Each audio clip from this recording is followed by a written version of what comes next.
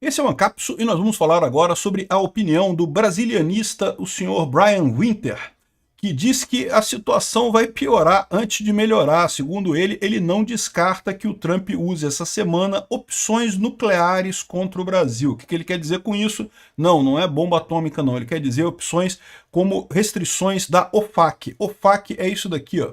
O Office of Foreign Asset Control, é o escritório de controle de ativos estrangeiros, e vários países têm sanções na OFAC. Afeganistão, Balcãs, Belarus, Bruma, a República Central Africana, chineses, militares chineses, um monte de gente, Cuba, um monte de restrições aqui, né? E o que essas restrições podem ser?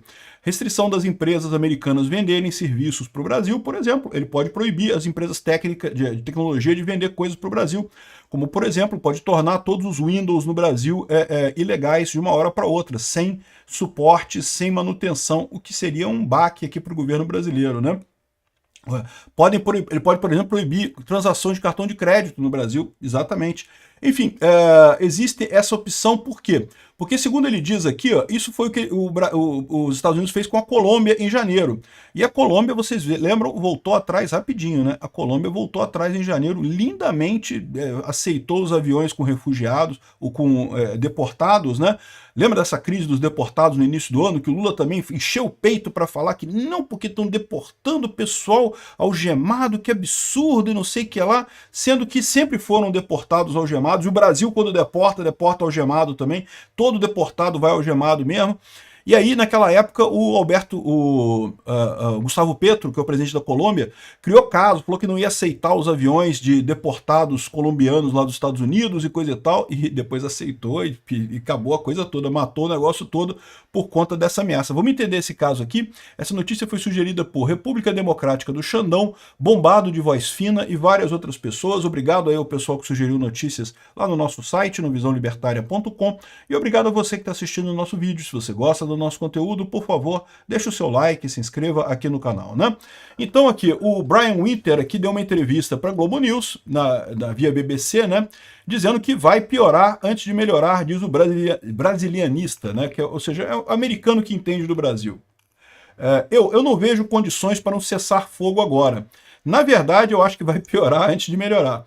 Essa é a avaliação do Brian Winter sobre a crise diplomática envolvendo o Brasil e Estados Unidos depois que o governo americano anunciou tarifas sobre os produtos estrangeiros e revogou vistos de ministros e do Procurador-Geral da República, né? Segundo o governo americano, as medidas foram impostas como resposta ao tratamento indevido dado pelo judiciário brasileiro ao ex-presidente Bolsonaro e etc. Né? A gente já sabe qual é essa história, né? Bom, esse cara, o Brian Winter, viveu 10 anos na América Latina, no Brasil, e é editor-chefe de várias revistas e coisa e tal. E ele diz que não há sinais de que Donald Trump possa recuar nas medidas adotadas até agora e diz esperar que nos próximos dias mais sanções contra o país ou autoridades sejam anunciadas. Para o Winter, dois motivos explicam a suposta persistência do Trump em atingir o Brasil. O primeiro é o baixo custo do embate com o Brasil. Como eu falei para vocês, os Estados Unidos quer fazer do Brasil um exemplo, porque a preocupação deles mesmo é a Europa. Eles querem fazer do Brasil um exemplo de que acontece com um país que começa a tentar censurar a rede social, a proibir as big techs americanas de agir, esse tipo de coisa, né? Então aqui, ó, minha impressão é que a Casa Branca vê o Brasil como um alvo perfeito de baixo custo. Eles veem pouco ou nenhum prejuízo para o Trump nesse confronto, ao contrário do que seria um confronto com a Europa, né? Lembra, o Brasil, os Estados Unidos é o segundo maior comprador de produtos brasileiros e também vende muita coisa para o Brasil. Mas o Brasil para os Estados Unidos é praticamente irrelevante, não tem nenhuma relevância, né? Tem muita gente aqui no Brasil dizendo também que, se a gente não puder vender para os Estados Unidos, a gente vai vender para outros lugares, vamos reorientar o comércio mundial e coisa e tal. E esse pessoal está errado. Mas, enfim, para os Estados Unidos, o Brasil não afeta nada. E não tem um peso brasileiro lá nos Estados Unidos que não seja de direita, né? Até tem democratas que apoiam a esquerda brasileira, mas não é alguma coisa com que ele se preocupe. O Brasil é um alvo de baixo custo. Ele quer dar uma lição na Europa. E o Brasil, né, entrou nessa por quê? Porque o Lula e o Alexandre de Moraes decidiram pagar de macho, né, fingir que é macho. Segundo motivo na avaliação de Winter é que Trump levou o caso brasileiro para o lado pessoal. o Trump enxerga o caso Bolsonaro como um espelho da sua própria situação nos Estados Unidos, o que é verdade. É um espelho quase perfeito.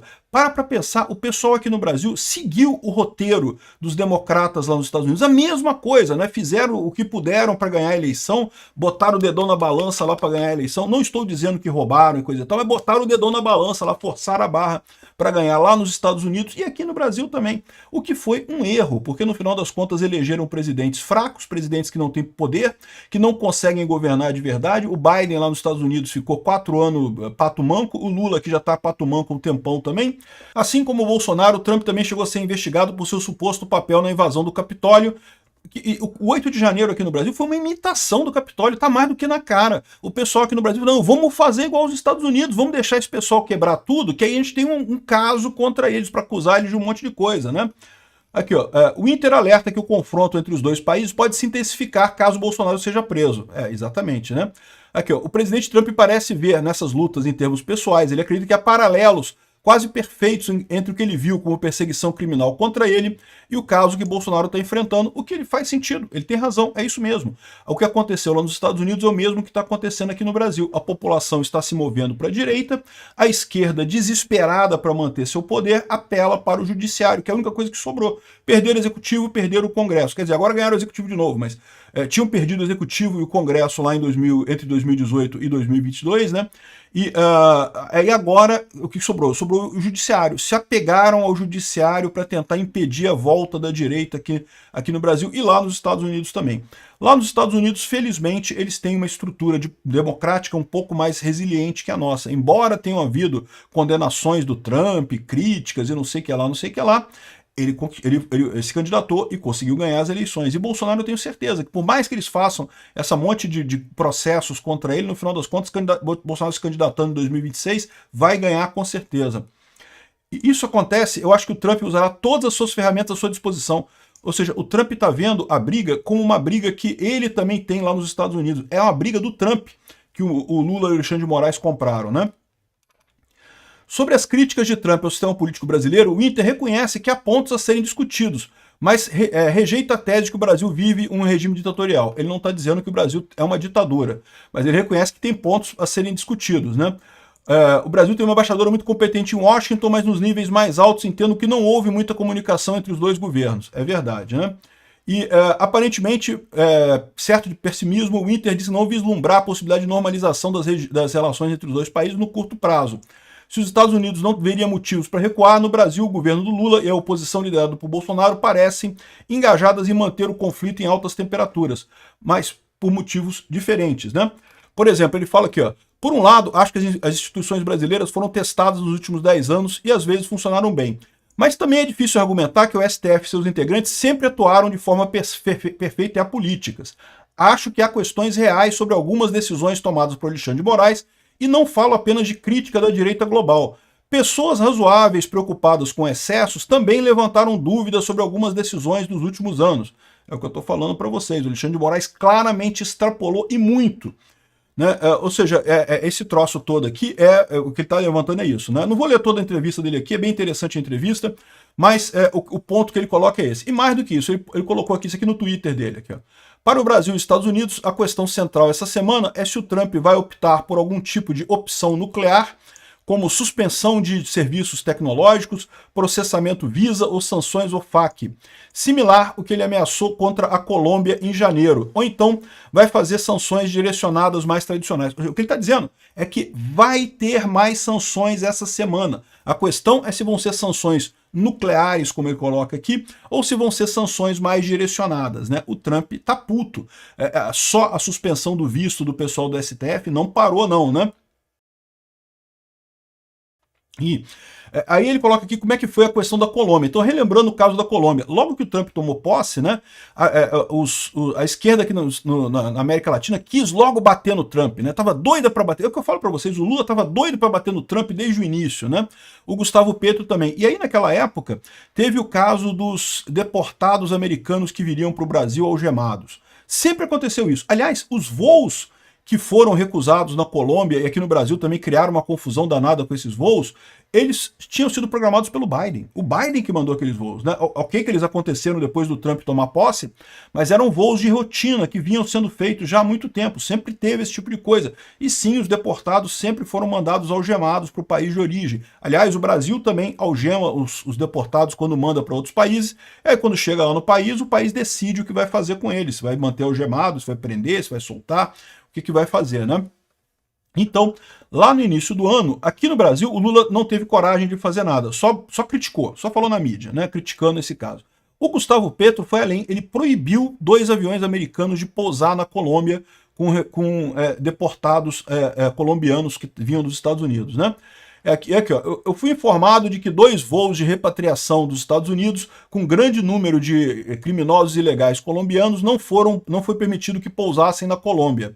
Essa ordem teria sido dada pelo presidente socialista Gustavo Petro, que já é muito impopular em seu próprio povo. Aliás, está pior ainda, né? O Gustavo Petro é um que está lá no Chile, lá com Lula hoje, falando abobrinha, porque né, são só os esquerdistas, 4 esquerdistas. O Lula falando em uma grande coalizão contra o Trump, juntou 4 esquerdistas impopular aqui na América Latina e foi só isso mesmo, né? Mas eu vou falar sobre esse encontro lá no Chile em outro vídeo, tá? A negação do Petro nesses jogos, nesses voos, né, coloca em risco a segurança nacional e a segurança pública dos Estados Unidos. Então eu direcionei a minha administração para imediatamente tomar as seguintes medidas retaliatórias decisivas. Uma tarifa de 25% que vai crescer para 50% em uma semana. A negação de viagens e revogação de vistos de oficiais do governo colombiano e todos os seus aliados e apoiadores. Sanções de visto em todos os membros do partido e membros da família e apoiadores do governo colombiano. Verificação mais detalhada de alfândega em todos os bens colombianos que entram nos Estados Unidos. E aplicar o IEPA, sanções bancárias e financeiras a serem completamente impostas. Essas medidas são só o começo. Nós não vamos permitir que o governo colombiano viole a obrigatoriedade legal que ele tem de receber repatriados lá da Colômbia, né? Então, ou seja, isso daqui foi o que ele ameaçou. O que aconteceu em seguida? O Petro botou a viola no saco, falou, não, tudo bem, desculpa aí, seu Trump, vamos receber os voos e coisa e tal. O Lula também falou um negócio desse, né? Não, mas a gente só vai receber agora em Fortaleza, não vamos receber mais em Brasília ou em Belo Horizonte, né? Que era onde...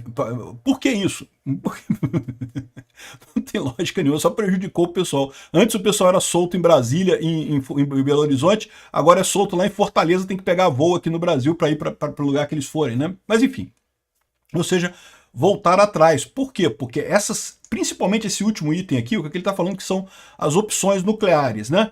Que é as sanções financeiras e bancárias contra a Colômbia. Ele ameaçou, o Petro voltou atrás. Talvez ele faça essa mesma ameaça agora contra o Brasil. Ele bote o Brasil aqui nas sanções do OFAC, Office de Controle Escritório de Controle de Ativos Estrangeiros, né? Tem já um monte de países aqui com um monte de sanções na Líbia, o Brasil não está aqui ainda, aqui, ó. A, B, C, Brasil, por enquanto, não está aqui nessa lista. Pode entrar. Pode entrar agora, pode entrar essa semana, né?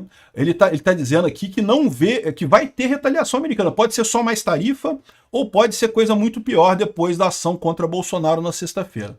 Aqui, ó, Haddad diz que esse prazo para negociação com tarifas pode se esgotar sem resposta dos Estados Unidos. Esse pessoal parece que está vivendo no mundo da lua, achando que estão negociando com o Trump assim, que, não, é só uma questão de negociar e coisa e tal. Não, meu amigo, enquanto tiver essa perseguição contra Bolsonaro, podem continuar fingindo que estão negociando aí, estão conversando com poste. Obrigado por assistir o vídeo até o final. Além de curtir, compartilhar e se inscrever no canal, considere se tornar patrocinador com valores a partir de R$ 1,99. Clique no botão Seja Membro abaixo para saber as condições e vantagens de patrocinar o canal. Mais informações sobre o nosso projeto, visite nossos sites indicados na tela.